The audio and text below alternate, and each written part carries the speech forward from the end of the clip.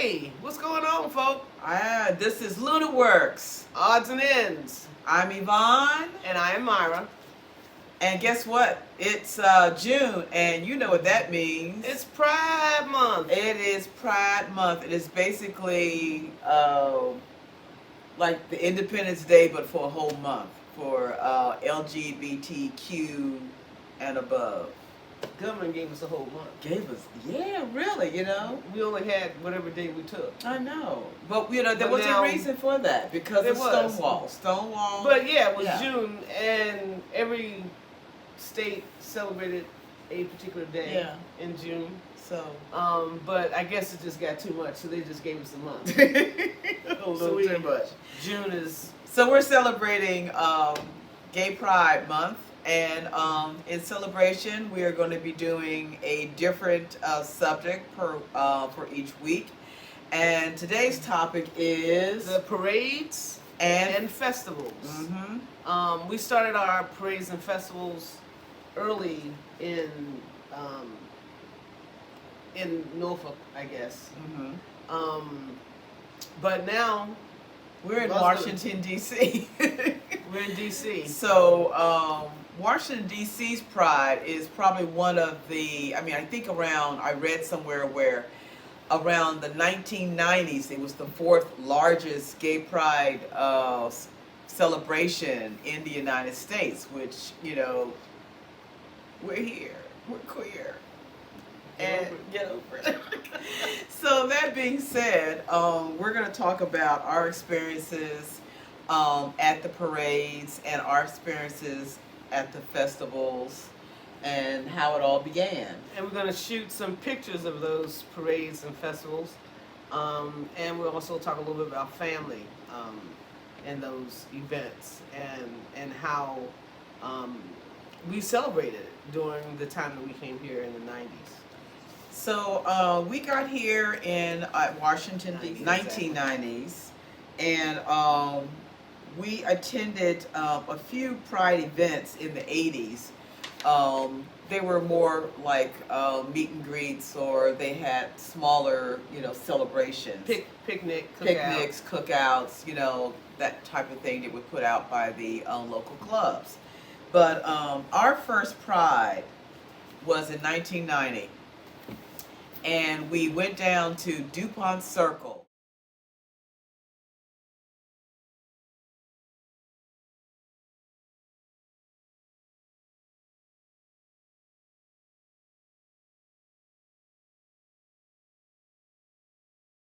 Which was the gay mecca of Washington, D.C. at the time. DuPont 21st Street. Yes. And all of that. And Peace Street. And that whole area. So our first Pride was kind of an eye-opening experience. It was like, okay, we are seeing gayness on such a large scale for us. The city set it up. It was set up like everything was rainbow and decorated, and that whole area of DuPont Circle was just like it was a circus atmosphere. It was festive. It was both solemn and insightful, because we are still dealing with the AIDS epidemic at that time. And it was just a wonderful experience, our first time. And to join us for our first time at a Pride, like an official Pride, was Myra's mom. It was so cool because you've got the floats, and you've got the bands, and you've got the queens, yes, and the choir, the chorus, yes, the chorus, DC chorus. You had P-Flag, you have you name it. It was all a big celebration, and my mother got to see that firsthand. And that first street festival was at the school. Yes, it was like the junior high school down there. Yeah. It was a field, so right off 22nd Street, maybe on 22nd, and between that and the Parkway. Right. And so the ball field was what we had to dance for. Yeah, it was.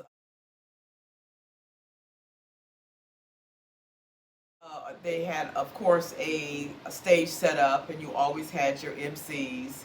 And the MCs were various known folk in the Washington D.C. area. In the club scene. The club scene, the or, community. Yeah, DJs, or even the bookstore. And speaking of the bookstore, Lambda Rising, Deacon McCupin, and I could be mispronouncing his name, but everybody knows Deacon. He was the one that kind of started this all, like with a street festival. I mean, basically a block party. In 75? 1975. And went on, and different people took it over the years, and we have our big celebration now. And we had a fantastic time on that first one. And Myra's mom had such a good time watching everything, collecting. She collected condoms, which was mostly because it was during the time of educating people about their health and AIDS and being safe. So a lot of times, because you still had the stigma of people having to go to a drugstore and asking for them if you couldn't get them. So it was in your face, here's some condoms. And my mother thought that was just the coolest thing. And she would collect them. And just recently I asked her about the condoms. And she goes, I only have one left. and I was like, okay, well, that's okay, because maybe you've given them out. 20-something-year-old, 30-something-year-old condom. You need to get rid of that. So, but, she was so open she had and enjoyed herself. Good time with that. So after they left early, and we kind of hung out for a while. Right. And of course, you've got the street opens back up to traffic, and all of the buses are going back through after the parade. After the parade, and it was after the festival, actually. Yeah, it was after the festival, and people are still out there milling about, and there's this. Somebody up in one of the apartments on P Street is just playing music. And people were kind of dancing off to the side and just kind of hanging out, And the street was getting crowded. Like they were trying to get people to get through the street. Yeah. But it was so crowded with so many people celebrating. It was getting late in the evening, afternoon, late afternoon, 3-ish, 4. Yeah. And then somebody started playing Madonna's Vogue. And that's all she wrote. People were out in the street. At that point, they didn't let cars by. They just started dancing in the middle of P Street. They blocked P Street, 21st Street. We broke the street. We broke the street. They had to reroute the bus route. Yes, they had because of everybody. Change traffic because we decided we weren't ready for the party to be over. No. And Vogue came on, and everybody just stopped. The buses just kind of set back, and the cars just set back because we weren't going anywhere. Yep, we closed it was the best fun. Oh my gosh, it was fun. It was very invigorating and very I don't know. You felt free, you know, to do it, to do that, because all of a sudden you realize they're letting us do this. Yeah, they're letting us do this. And so if you were there at that Pride, you know what we're talking about. And Fireplace was actually on the music. corner, yeah. And they were doing music too, but that came out of an apartment. Yeah. And Madonna's In Vogue wasn't that long. Yeah, it was. That came out in like March of the same year, so it was still trending, and still it was very prevalent, especially being in June and Pride Month, and everyone just got out in the street and did that. It was done. It was done. So that was really an awesome. It was good to have family there too, and family is very important in supporting, having a strong family base and supporting you as a gay or lesbian person, and then you had the one group that represented family for gay people was PFLAG. PFLAG, parents and friends of gay and lesbians. Yes. And a few years later, in 1993, 94, my sister had moved to Washington. I already had a sister in Washington, so we all three were here. And Gay Pride came up, and also her little Scottish Terrier, Romeo, he was also here. And Tracy joined PFLAG. And she joined PFLAG and marched in the gay parade with my other sister and Romeo. And in a Red Ryder wagon. And while he was in a wagon, it was like 90 degrees outside. And he really stole the show because it was so hot. People would just pour water in his red flyer to cool him off. And just so happens, she passed her groomer, who was in shock that he was there, and just poured water over Romeo for the whole time. But Tracy holding that sign. Tracy, And this is how we do family in DC. Mom wasn't able to go to the festival that year, and so I ran to DuPont Circle, and just as they were going around DuPont Circle, there was a big sign that says, "I love my lesbian sister," with both my sisters, both sisters and Romeo. So we have a little picture of that event with PFLAG. And also, speaking of PFLAG, let me just mention how important that was. PFLAG was a group of parents and people who supported their gay and lesbian family members, and they were a big part of fighting for gay rights. Because it was just very important, because something that happens with gay kids who were kicked out of the house, or even if they weren't kicked out, they have some sort of issue with their parents. All you needed to have was one parent that thought you were worthy and worth it and loved you.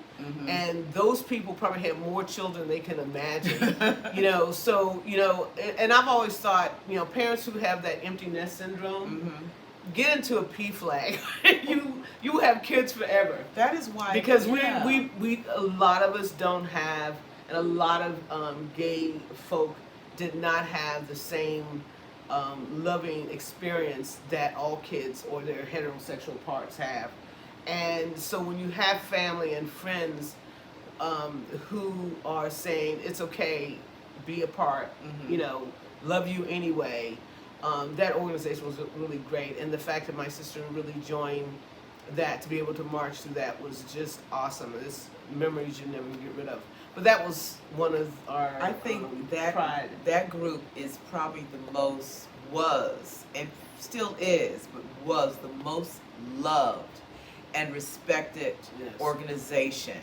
Every time they come around into a march or a parade or anything, they get the loudest rounds of applause. Standing O's all the time. Because it's a small group compared to the larger group that they have to nurture. Yes, yeah. You're right. It's like, you have a small group of parents trying to make comfort a lot of kids be okay. Which is why I really love now that at certain events you have parents who are wearing these T-shirts at gay pride organizations and gay pride festivals that says, mom hugs or dad hugs, because sometimes it's rough out there for some of these kids. And you just need a hug.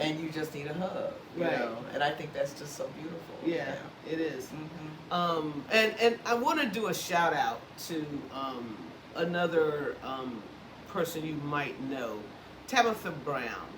Tabitha Brown just sent a message out because she was getting hate mail from people, because because she supported LGBTQ folks, and if you get a chance to check that out, Tabitha Brown, she sent it out yesterday or this morning. Yes, this morning. And to see what she says was really uplifting, and everybody in the world are not haters, and there's people who support you even if you don't know. So check that out if you get a chance. Tabitha Brown on YouTube. Yes. And you'll love her. You'll probably look at her. It's funny how art comes back. Okay. While I was hanging out at Lambda Rising and a couple other little places, I got hooked up with this art group of gay folks. They were gay and lesbian people who were artists. So we would, go to like Rock Creek Park, do a little picnic or something like that, do some drawing, a little sketching or something like that. It was fun. But we decided to go ahead and have like a little community money-making thing and do a t-shirt bar. And what we did was, one of the individuals in here got a grant or got something and got a bunch of t-shirts in various different sizes. And I was doing textile art at the time. Like, I was painting t-shirts, I was doing jackets and all kinds of things. So I made suggestions for like the fabric and fabric paint and everything. So we decided to go ahead and do like a t-shirt bar. And you pay $10 or $15 and you get to paint your own t-shirt. We had all the paint there and this, that, and the other. And some people come up going like, I don't know what to do. So I had like 3 basic designs. One was a pink triangle with rainbow stripes going down the side. Another one was a big heart with a rainbow something. So if you didn't want to do your own design, we would do a design for you, pay $10, you get a t-shirt. It was so much fun. And it was just like one of these another things. Yeah. part of the different things that happened with Pride. Pride moved from DuPont Circle because that was like, everybody hit the fan about why is the parade moving. Because it got too big. It got too big, and then funds were all messed up. But anyway, the next time we went to Freedom Plaza, and which is like Pennsylvania Avenue and 14th Street. Right. And so the festival was there. And then later it moved further up, closer on Pennsylvania Avenue to the Capitol. Like where National Gallery of Art is. Yes, where the National Gallery Art, all the way to maybe 4th, 3rd or 4th Street. And it started at 7th Street, right at Archives. The Archives Metro was there. And so, and the parade would start near DuPont Circle and end at the festival grounds. Right. And the parade ended, you just there at the festival. Eventually, the timing of that changed. Right. And I think now they don't even have the parade the same day. No. It was very interesting about when it went to Pennsylvania Avenue. First off, you have more space. And so tons of vendors were there. And you had more and more vendors about our health, just everything, about relationships, businesses that are gay friendly. It was a festival and it had like going on. So that was still the biggest thing. Marriage equality. And then as marriage equalities became a subject, we started to get these wedding planners. Oh my gosh, yes indeed. And we went to one that had wedding planners, were almost in every other vendor. Oh my gosh. Because of That's course. a business. Of course. I mean, you get a new clients of gay folks getting married.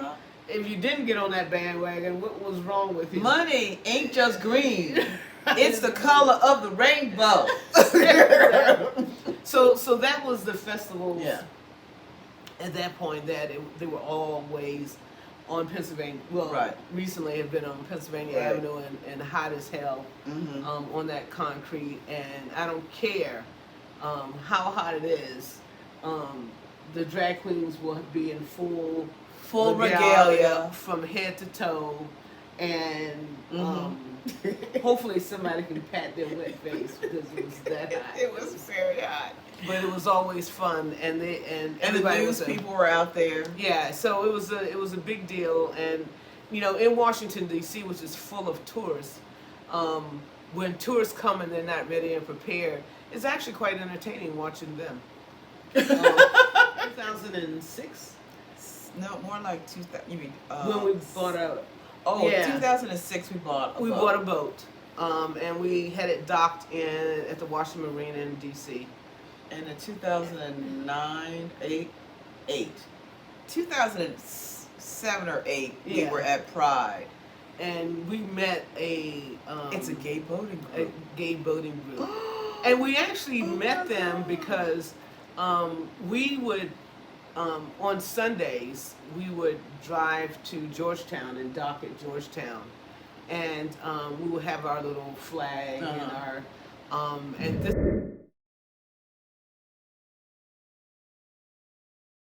particular time, it was we decided not to go to the street festival, that we were going to go and boat, because the timing of that was whenever we get a chance and the weather was right, was to do that. And we also met them there. We met this group, Potomac Boat Club. I can't even remember the name of the club, but anyway, we made our own flag, and we were had pirates. Yeah, we had a pirate flag. But we would go there on Pride for a few years to celebrate Pride, because it was also a parade on the water of gay boaters, and so that's how we spent a lot of the last years. And then we went back to the street festival after we sold the boat. The history of our Pride, going on, and we hope to have more. So we're in June now. And we're in June. That's it about. So we would love to hear about your prides, and how you celebrate, and how you celebrate in your town, and and what you do as a couple during that time. Yes. Subscribe to us and hit the notification, and also leave a comment. We'd love to hear from you. Yes, about what's going on in your Pride life. And because we're trying to work on another 40, so we're still here. We're still here. Have a great day. This is Lunaworks, Odds and Ends. Signing out.